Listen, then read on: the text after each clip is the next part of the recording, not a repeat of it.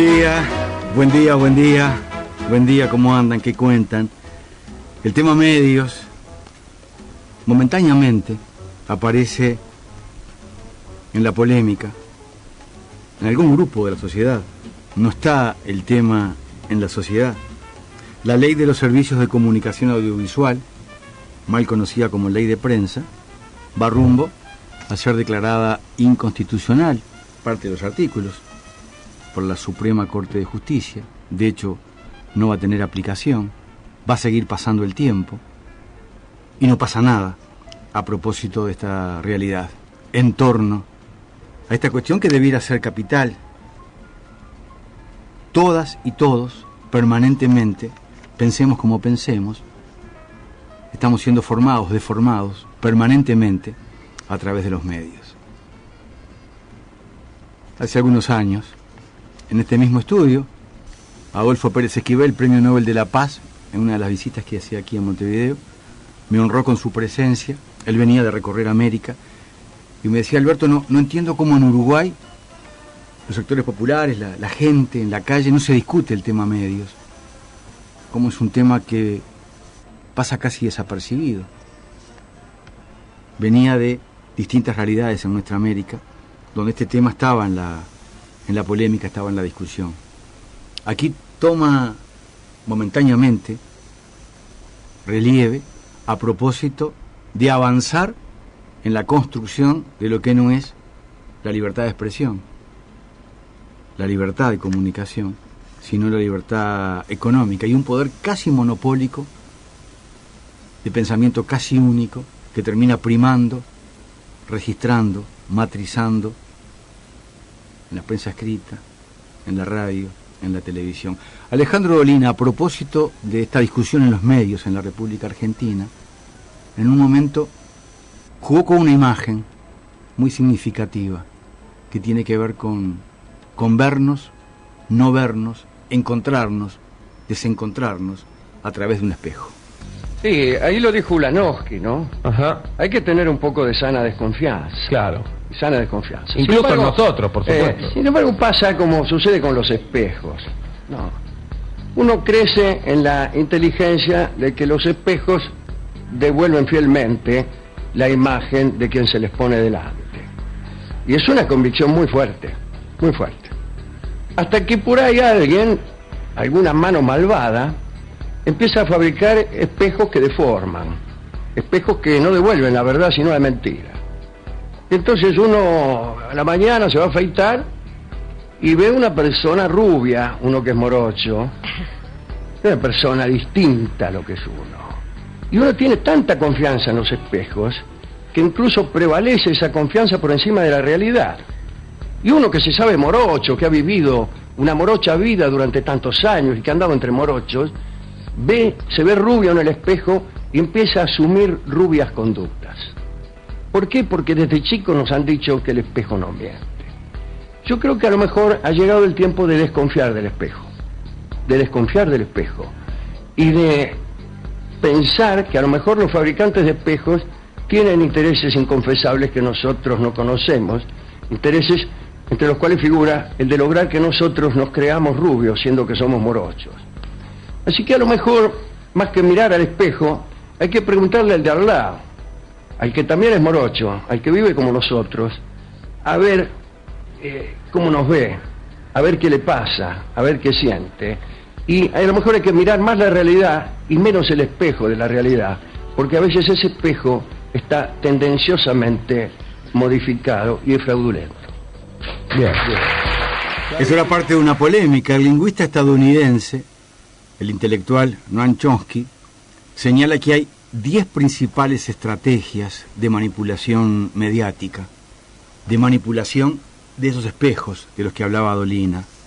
Él las enumera: la estrategia de la distracción, en primer lugar; crear problemas, después ofrecer soluciones; la estrategia de la gradualidad; la estrategia de diferir; dirigirse al público como criaturas de poca edad; utilizar el aspecto emocional mucho más que la reflexión; mantener al público en la ignorancia y la mediocridad;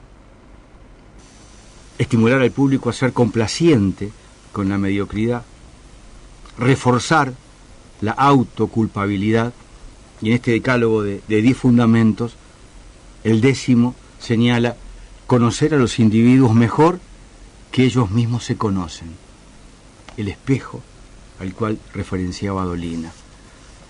En distintos medios se encuentra desarrollado este decálogo más que interesante que Chomsky plantea en torno a lo que construyen, deconstruyen los medios, que están momentáneamente en la discusión, pero para avanzar con la desconstrucción y no para avanzar, por ejemplo, en la tímida, muy tímida, pero algo es algo, ley de los servicios de comunicación audiovisual que cada día, cada hora que pasa, queda más alejada de su concreción.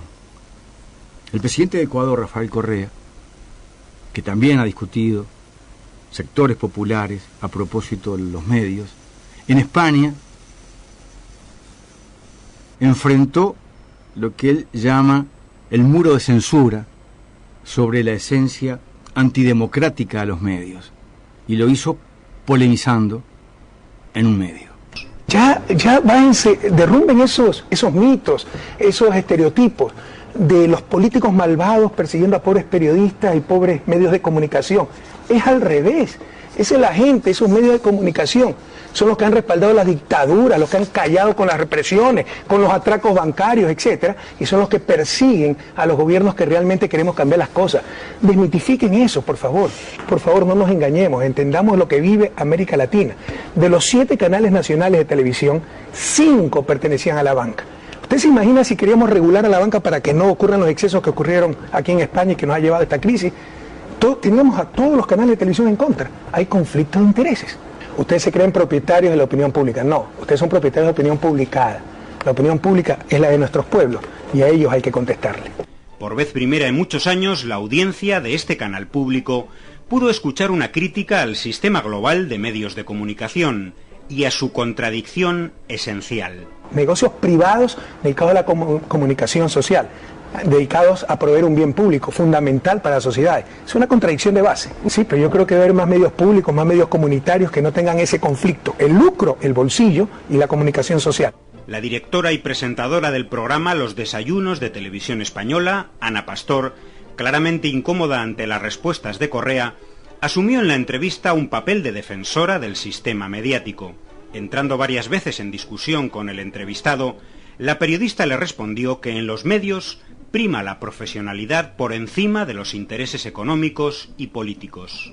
¿Qué cree que prevalece cuando un medio es dueño de la banca y tiene que criticar a la banca? ¿Qué va a prevalecer? Pues depende. ¿El interés privado o el interés público? En algunos casos incluso lo profesional. Nosotros intentamos ejercer de intermediarios, presidente. Por eso le digo, se fracasa.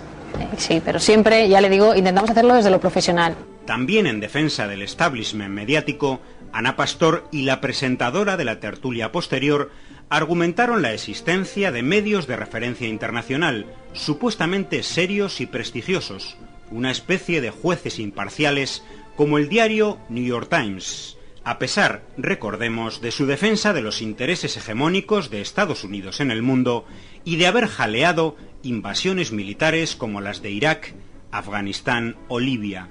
¿Cómo entiende que New York Times, el editorial, un editorial durísimo, habla de liderar una despiadada campaña contra la libertad de expresión? Bueno, de hecho, Ana Pastor le estaba poniendo ejemplos de medios mundialmente serios, como es el New York Times, y sin embargo ponía en duda absolutamente todos los argumentos que ahí salían, ¿no? El presidente Rafael Correa también llevó a la audiencia opiniones sobre temas habitualmente proscritos de los grandes canales de información, como el poder del capital y la banca. Podrán inyectar millones por aquí, millones por acá. El problema esencial es la supremacía total del capital sobre los seres humanos y se refleja bastante bien en esta cuestión de las hipotecas. Una cosa es ser pobres porque no existen recursos suficientes, pero otra cosa es ser pobres por sistemas perversos, excluyentes. E hizo una condena, también raramente escuchada en canales de televisión, de las pretensiones ilegítimas de hegemonía de las grandes potencias en América Latina. Y no se tratan los problemas candentes, urgentes, intolerables en el siglo XXI. Por ejemplo, el bloqueo a Cuba. que rompe todo el derecho interamericano, todo el derecho internacional. Por ejemplo, la colonización de las Malvinas. La venganza contra el entrevistado vino inmediatamente después de acabar la entrevista. Un panel de 3 tertulianos de medios privados más la presentadora dedicaron todo el resto del programa a condenar, los 4 sin excepción, las palabras del presidente Correa. Una muestra de lo que hoy entiende por pluralidad de ideas un medio público de Europa. Es un político populista, evidentemente sí se ve que los medios de comunicación le molestan mucho, ¿no? Me puse en el lugar de un periodista ahora mismo que trabaja en Ecuador y entendería perfectamente que a partir de ahora tengan miedo a ejercer el derecho a la libertad de expresión. Tiene una visión demasiado censuradora, ¿no? del papel que cumplen los medios. Pero a mí el discurso que él hace, insisto, me parece peligroso. Terminado el programa, no tardó en activarse la maquinaria de la manipulación, alrededor principalmente de las palabras críticas de Rafael Correa hacia la organización Human Rights Watch, que la presentadora Ana Pastor trató de presentar como otro juez internacional imparcial y respetable. Correa hizo un interesante análisis, también insólito en un gran medio, sobre el sometimiento a intereses privados y el carácter antidemocrático de algunas grandes ONGs. Human Rights Watch. ¿Usted sabe, por ejemplo, cómo se financia Human Rights Watch? ¿Usted sabe a qué políticas obedece? Entonces es uno de los graves problemas de nuestro tiempo. Legitimamos organizaciones no gubernamentales sin ningún asidero democrático. Satanizamos la política. Se quiere hacer política del sector privado, en la parte económica, privado con fines de lucro, en la parte supuestamente derechos sin fines de lucro. Es uno de los graves problemas de nuestro tiempo. Rescatemos la política. El presidente ecuatoriano habló entonces con ironía sobre la financiación de la ONG Human Rights Watch. Con otros gobiernos, como el norteamericano. Lo financia la Hermanita de Caridad, el cartel de Sinaloa. ¿Qué interés? Pero este tono irónico de su respuesta, al parecer, no fue entendido por Ana Pastor, quien posteriormente en su cuenta de Twitter publicaba que Correa había afirmado que a Human Rights Watch lo financia el cártel de Sinaloa. Recordemos, un grupo mexicano vinculado al tráfico de droga. Durante la propia emisión de la entrevista, que era grabada, el programa colocó incluso un título en pantalla con esa misma frase entrecomillada. Días después, el canal público latinoamericano Telesur explicaba perfectamente lo ocurrido.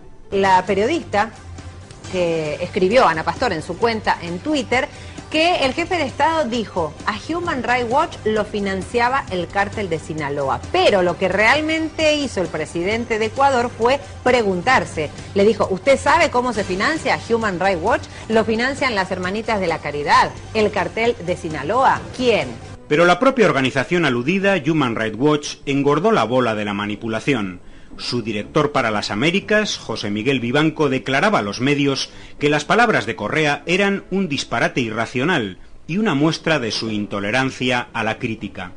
Otro elemento de ataque a Correa en los días posteriores a la entrevista fue un supuesto desprecio sexista del presidente ecuatoriano hacia la presentadora por el empleo del diminutivo de su nombre, tratamiento cariñoso y de cercanía muy empleado en Latinoamérica con nombres tanto masculinos como femeninos. Pero lo que quieren decir los grandes electores, Anita, no se equivoque, y eso es lo antidemocrático. No estoy acostumbrada ni a responder preguntas en las entrevistas ni a que me llamen Anita, ya se lo digo. Tiene ¿Cómo otra se llama? polémica. ¿Cómo le dice? Ana. Ok, con todo.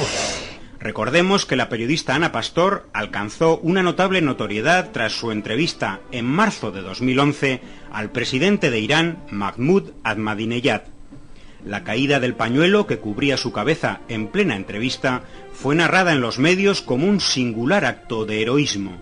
Ana Pastor concedió entonces numerosas entrevistas en las que demostró lo permeado que está su concepto del periodismo de una rancia prepotencia neocolonial. Bueno, yo creo que en eso consiste el entrenamiento de una entrevista, ¿no? Primero documentarte bien. Yo, en el tema, sobre todo que me preocupaba de los derechos humanos, que es algo que aquí en Europa nos preocupa, me había leído el informe del Parlamento Europeo sobre las ejecuciones y he de reconocer que cuando pisas suelo del mundo libre para una mujer, se agradece.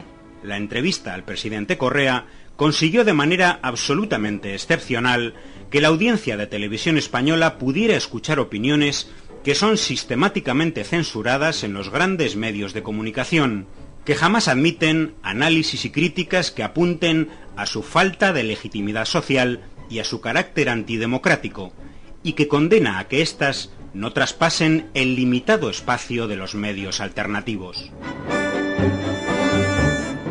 Mi amigo Matías Amaro, cuando corren 19 minutos de la hora 11, no sale de su asombro con Ana o Anita a propósito de la manipulación, de los tertulianos, de la censura, de la dictadura mediática, de la confusión de lo que es el periodista y lo que es el medio, lo que son los medios y lo que son los periodistas. Polémicas que aquí y allá y aquí son parecidas.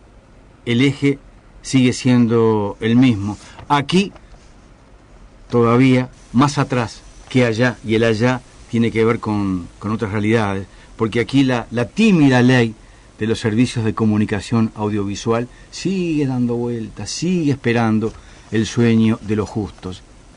Arrancábamos con Dolina, un argentino, estábamos recién en España. En el fondo,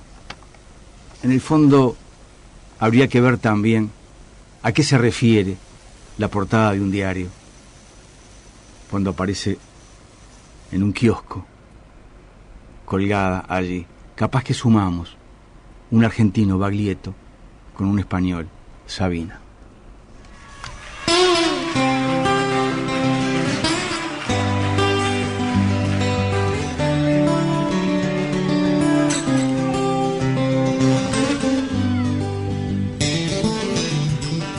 Hoy dice el periódico que ha muerto una mujer que conocí, que ha perdido en su campo el Athletic y que ha amanecido nevando en París, que han pillado un alijo de coca, que a piscis y acuarios les toca el vinagre y la hiel. Y aprobó el Parlamento Europeo una ley a favor de abolir el deseo, que falló la vacuna anticida, que un golpe de Estado ha triunfado en la luna y movidas así. Pero nada decía el diario de hoy de esta sucia pasión, de este lunes marrón, del obsceno sabor a cubata de ron de tu piel, del olor a colonia barata del amanecer, de este cuarto sin medias ni besos, de este frío de agosto en los huesos, como un bisturí.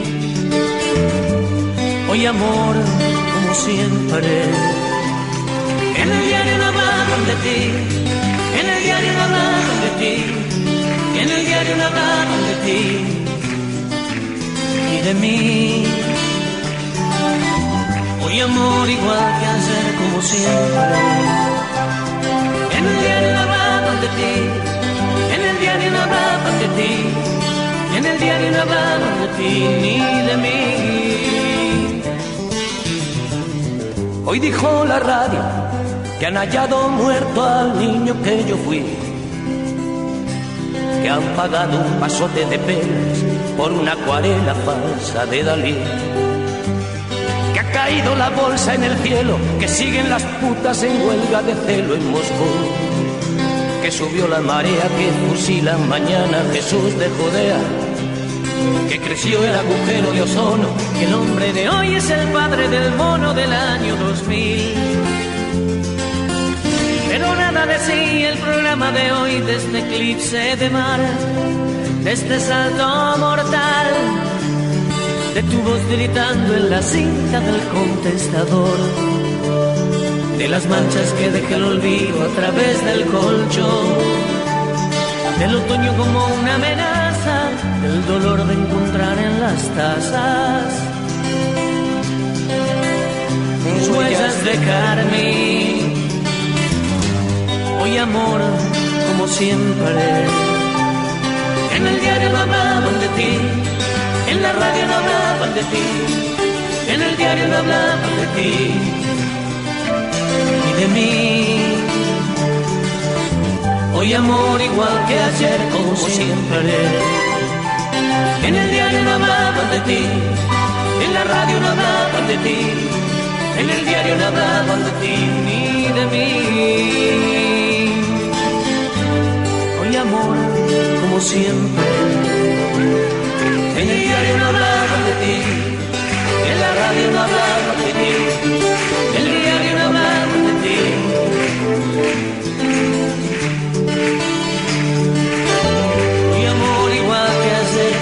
siempre. En el diario no hablaba de ti, en la radio no hablaban de ti, el diario no hablaba de ti, no hablaba de ti.